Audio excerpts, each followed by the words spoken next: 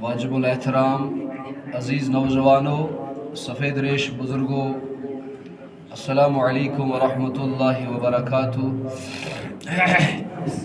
اللہ تبارک و تعالیٰ کا فضل و کرم ہے کہ جس اللہ تعالیٰ نے ہمیں اس بابرکت مہینے میں داخل فرمایا جس کی تمنا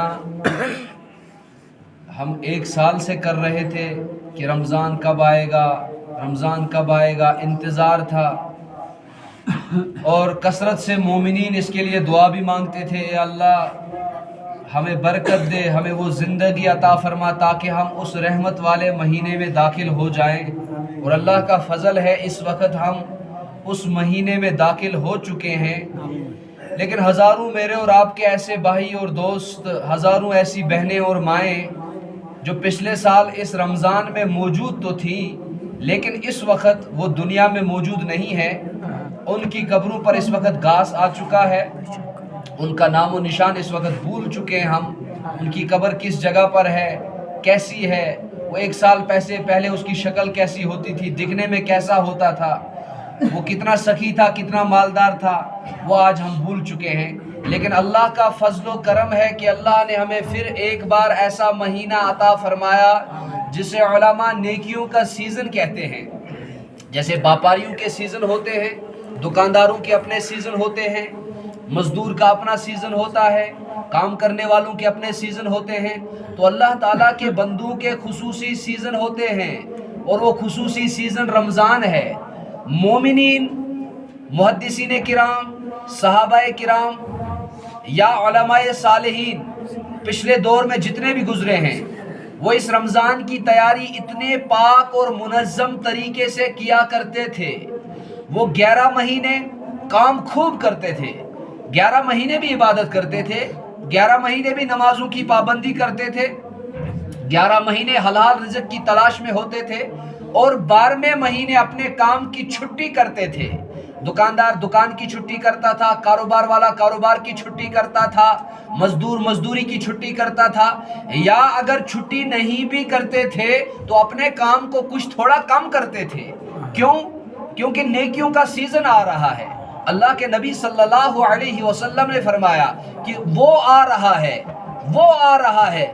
صحابہ نے پوچھا یا رسول اللہ صلی اللہ علیہ وسلم کیا آ رہا ہے؟ کہا رمضان آ رہا ہے، وہ دیکھو رمضان آ رہا ہے، رحمتوں کا مہینہ آ رہا ہے، برکتوں کا مہینہ آ رہا ہے، اور مومنوں کا غمگسار آ رہا ہے، کیونکہ مومن اس مہینے میں کثرت کے ساتھ عبادت کرتے ہیں۔ بزرگوں اور دوستو، رمضان کے مہینے میں اسی طرح ہم پر روزے فرض کیے گئے جس طرح پچھلی قوموں پر روزے فرض ہوتے تھے۔ کوئی نئی بات اس میں نہیں تھی کہ پچھلی قوموں پر کچھ الگ طریقے سے تھے، ہم پر کچھ الگ طریقے سے۔ قرآن کریم کہتا ہے یا ایھا الذین آمنوا کتب علیکم الصیام۔ ایک ہوتا ہے صوم اور ایک ہوتا ہے صیام۔ صوم کہتے ہیں منہ بند کرنے کو۔ صوم کسے کہتے ہیں؟ صوم کہتے ہیں منہ کو بند کرنے کو، یعنی منہ کے ذریعے سے کسی چیز کو اندر داخل نہ ہونے دے انسان، اسے صوم کہتے ہیں۔ لیکن اللہ تعالیٰ نے صوم نہیں کہا، اللہ تعالیٰ نے کہا یا ایھا الذین آمنوا کتب علیکم الصیام۔ کتب علیکم صوم نہیں کہا، کتب علیکم الصیام کہا۔ اب صیام کسے کہتے ہیں؟ اللہ تعالیٰ نے ہم پر صیام فرض کیا، صوم فرض نہیں کیا۔ صوم کہتے ہیں صرف ایک منہ بند کرنے کو، لیکن صیام کہتے ہیں منہ بھی بند ہو، انسان کھانے پینے سے بھی پرہیز کرے، انسان غلط تعلقات سے بھی پرہیز کرے، انسان کی آنکھ بھی۔ اس لیے علماء نے لکھا ہے، اس حدیث کے تشریح میں انہوں نے 2 ترجمے کیے ہیں۔ ایک لکھا ہے کہ ایک ہوتا ہے عمومی مسلمانوں کا روزہ، ایک ہوتا ہے خاص مسلمانوں کا روزہ۔ عام مسلمان سب روزہ رکھتے ہیں، کھانے پینے سے پرہیز کرتے ہیں، لیکن کوئی عبادت اس میں آدھے تو تراویح بھی نہیں پڑھتے، آدھے تو فجر بھی نہیں پڑھتے ہیں، سو جاتے ہیں۔ وہ سمجھتے ہیں کہ ہم نے صرف کھانا کھانا ہے اور اتنا کھانا ہے۔ اللہ کہتا ہے کہ روزہ تم اس لیے رکھو تاکہ تمہیں تقوی حاصل ہو جائے، تمہیں میرا خوف حاصل ہو جائے، تمہیں میرا ڈر حاصل ہو جائے، تاکہ تم تقوی گزار بن جاؤ۔ 11 مہینے کے گناہوں کی تم اس مہینے میں معافی مانگ لو اور نئی زندگی تم پھر سے شروع کرو۔